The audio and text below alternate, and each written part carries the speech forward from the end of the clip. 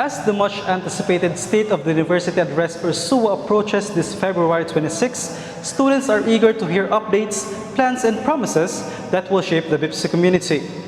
This is Jay Aribe, and this newest episode of Vox Pop, the voice of BIPSonistas, we will ask the students what they wish to hear during the State of the University Address and their suggestions on university concerns.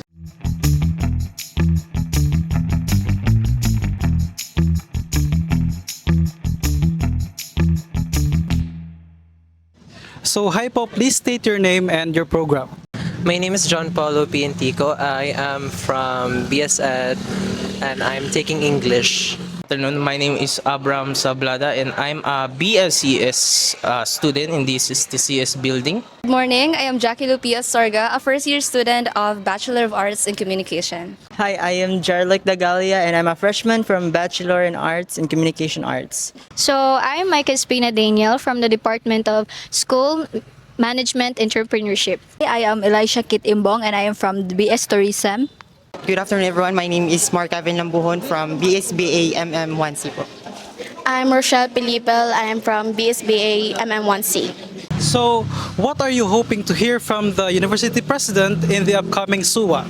There is a long-term problem about classrooms that is not yet addressed, and I hope for this problem to be addressed. Kay lately ang mga students kasi balhin og places from one building to another, so dili consistent ang ilahang place location for studying, pati ang ilahang environment dili pud sila makakomportable kay mo lagi magbalin-balhin, and also ang time restraints because they have to walk for them to get to the other building for their class. Yung hoping ko lang since last year na sinabi nila na mag-provide na dyan sila ng wifi to the STCS building na hindi naman nangyari. I hope na ma-provide na nila yun this year, and since hindi lang ito makanabitaw na oo lang sila ng oo para ma-vote lang sila. So I hope na ma-provide talaga nila this year yung concern talaga ng student like us. Syempre, marami kaming ginagawa dito sa school, and the signal, that connectivity is actually crucial. We are in need of signal here. Especially kung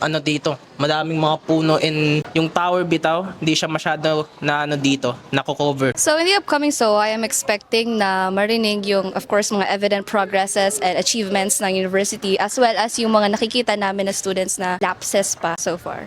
Well, I'm expecting to hear about the BIPSO's milestones and of course its karang concern and how the president addresses these concerns. So, for me, I would like to suggest na dugnan ang mga rooms, especially sa amo ang mga tourism student kay kuan naalang mi sa court, which is katong ilang gihimo-himuan og kanang balay-balay nga among tawgon og damang. Then, aside sa rooms, gusto pud ko mag-suggest nga dugnan og mga chairs kay sometimes naay mga uban student or mga lain nga department namo adto sa amo ang room huram og mga chair, so unfair pud sa amo kay every section is kanang tigdamo mi 40 lapas or 30 lapas, so magkakuan mi about sa kanang mga chairs bitaw. Then aside ana, gusto pud nako mag-suggest nga every room dapat na adjoy electric fan kay unfair kayo sa mga cluster 2 kay init kaayo ba unya musud mi nga fresh kay tourism lagi more on pagapagwapa unya kanang mahasel mi kay kanang sington mi mahagard mi, so kanang more to ang akong ma-suggest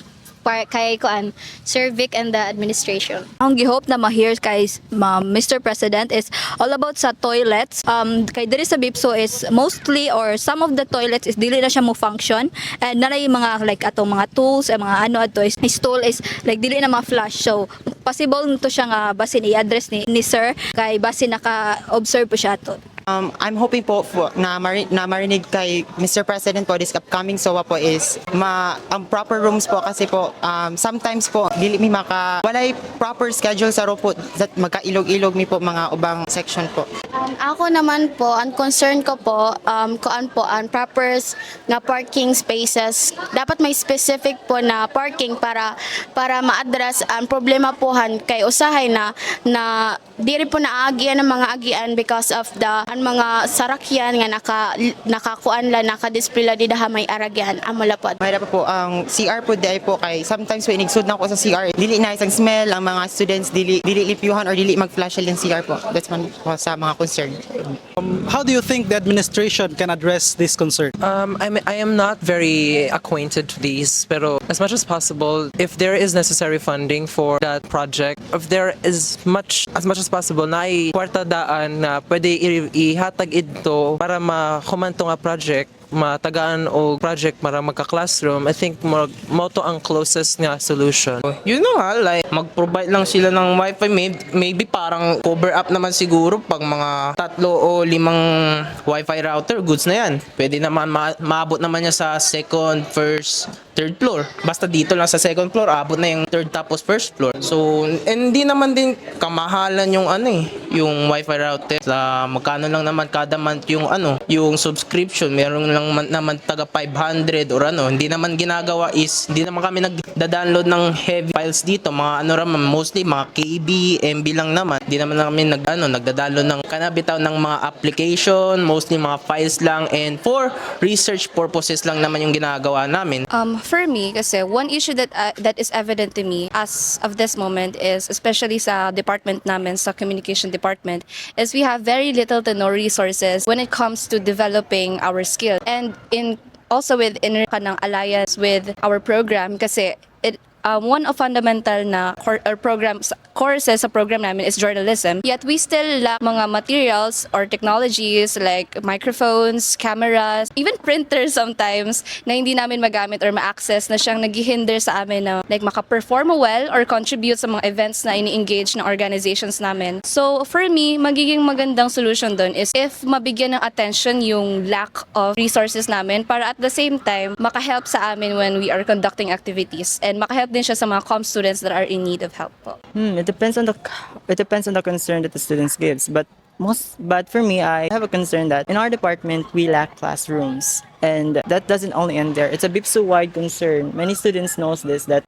we lack classrooms, and can lead to class disturbance because the noise or the people that are walking around. And for me, how to address this is, well, I kind of see that the BIPSU president is starting to build some new classrooms. I see that, but and I hope that will continue as well. So we have enough classrooms, and all of us it all could cater all the BIPSinistas. Kuan ka nang mag-donate or maghatag og chairs, ka nang magpa-kuan og rooms, and mag-donate mo ka ng electric fan please, kay mahagard me.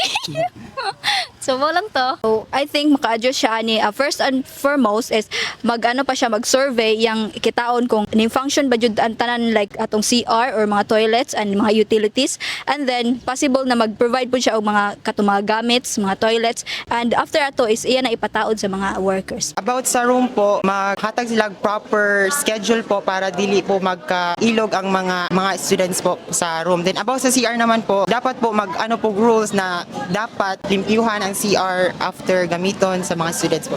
When it comes naman po proper nga parking is sana po magkamay adahin specific nga parking space para dito may mga motor, may mga whatsoever nga mga vehicles. Yun lang po.